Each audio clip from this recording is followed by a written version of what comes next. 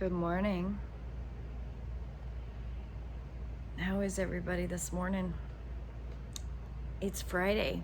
We made it another week. Woohoo! I've been up for an hour and I went to turn the camera on and I realized that I had my robe on inside out. I was really not that awake.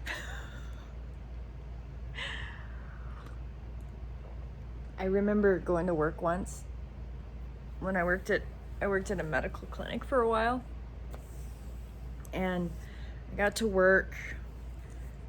Thank goodness I hadn't opened yet, but I was prepping for the day and I had my tea in my hand, and I remember looking down and going, that's odd. What's wrong about this picture? I still had my pajama bottoms on. I had put a blouse on and I'd done my hair. I'd put my outside shoes on versus my inside shoes, but I still had my pajama pants on. Thank goodness they were black and they could kind of pass for pants. But I don't know if anybody else has had a similar experience like that, but it will forever be one of those top memories of, really? You really did that? You left the house in your pajama pants? Oh my goodness. So I wrote a little bit on my book today. I feel like every day I just get a little bit closer and I'm so excited. So today's card is number 38, Pachamama, she with the Andean emerald heart. And that's the card. She with the Andean emerald heart.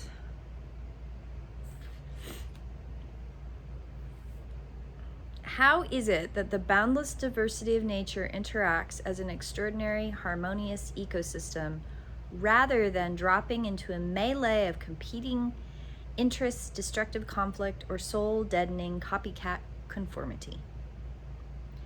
It is all a question of holding space. The more diverse the input into any field, the more potential there is for conflict, yes, but for creative innovation. Through our differences, we can bring out the best in each other.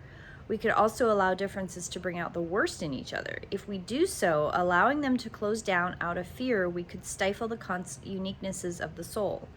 If we cannot hold space for increasing diversity, we risk extinguishing our creative passion for originality, and then the energy, excitement, and evolution of that uniqueness is lost. Those of us in a position of spiritual leadership and sacred guardianship desire a more vitalizing outcome for our communities. That means we need to tend to what we need to hold space for. You know what? Creativity is like at the core of who I am. I need love, inspired, and lift up anything that has diversity because it matters. When something becomes stagnant and can't move in the energy, the sameness, there's a stifling of energy when things don't move. And by nature, we are moving spiritual entities that grow through change, through movement. The wind doesn't stop blowing. Even when it feels like everything is still, there is always movement within that stillness. That's why when I was really young, I remember people talked about meditation as you sit, you empty your mind, and you do nothing. And I really struggled with that. And I remember going, I'm going to try that. And I did. I remember as a teenager trying really hard to do that traditional meditation, which is you sit, you empty your mind, you don't do anything. You're just breathing. That's it. That's all you do. And I remember being really frustrated, thinking, I should be able to do this. This should be something that should be good for me, something that should be easy because I do so many of these other things really well. This should be something I should be able to do that's easy. And it occurred to me, I was sitting, my dad built we called it the barn. Anyway, I was sitting on the steps of the barn, and I was sitting, no, I think I was on the patio or the porch on the backside. Because I remember looking down and into the woods and stuff on the backside. And I remember watching, and it was really still, right? There wasn't a wind, but there was a lot of movement in the trees. There was a lot of movement in the grass. There was a lot of movement going on. And I remember thinking, if I could meditate and move at the same time, I think I could get there. And so I got up and I went for a walk down in the woods. And I went to my favorite place, which is we had a stream on the back of our property. And I remember going down into the woods, and as I was walking, I remembered thinking, okay, I'm going to walk with the intention to meditate as I walk. And I'm moving and I'm stilling my mind, but I was stilling my mind with the idea that I was going to let in the calmness of the trees and the bugs and the birds and the woods and the animals. And I came to a place of peace in my mind, my heart, my soul that I had read about. I had read about what meditation should feel like. And I could grab it every once in a while, every moment was its own moment. And it was the diversity of thinking outside of that box. And now I can grab that moment to moment place of peace. Not every day, not all day long, but if I need to go there, I find an action that brings that closer to me. And it took a diversity of thinking outside of the box to get there. I talk to clients all the time about active meditation because some people get there through action better than sitting and doing nothing, right? Everybody's got to get there in their own way. And you have to be able to think outside of the box. You have to have the diversity of thought, action, mindset, new information. I read like a fiend, like sometimes it's audiobooks, sometimes it's books. I used to have thousands of books in a library. We don't have actual paper books much anymore because we had to get rid of a lot of them because they had mold damage. But it's really important that when something comes into your field and makes you uncomfortable, welcome that uncomfortableness with research and finding why are you uncomfortable and welcoming that diversity of thought and action. And we need different kinds of people. We need different kinds of outlooks. We need all of that change to help us grow. Sameness does not help you grow. That doesn't mean you have to have conflict in your life all of the time, as in anger and frustration and fear. I'm not talking about change as in war and conflict and bad things, right? I'm just saying that change helps us stretch and creates, and that diversity is what helps us grow. I like here where it asks the question, why doesn't it fall apart because of the competition between species and all of that? Because Mother Earth has created a unique balance within her ecosystem. And that balance fluctuates with weather and time. And we are part of that ecosystem. And we have created a huge imbalance in her ecosystem. So we haven't exactly helped. I actually had a really interesting thing come through when I was writing on my book a little bit this morning about